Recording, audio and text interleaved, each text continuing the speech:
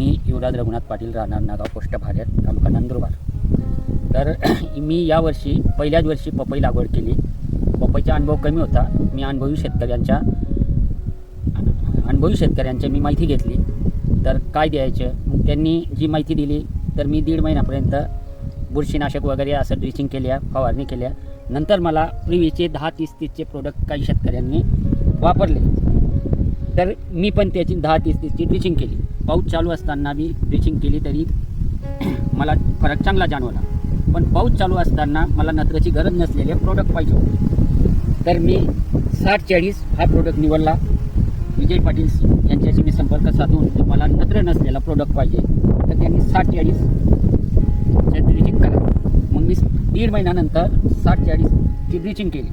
तर ती ड्रिचिंगचा फरक मला चांगला जाणवला. पपईचे गेअर पण चांगला आहे, स्टम पण चांगला दिसते.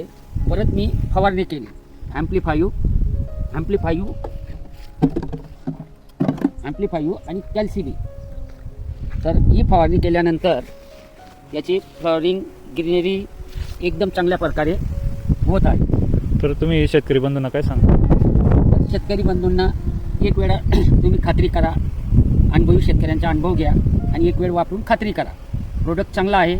मी बरीच माहिती घेऊन वापरलेला आहे आणि वापरल्यानंतर ड्रिचिंग हे आता तुम्हाला प्रत्यक्ष दिसत आहे.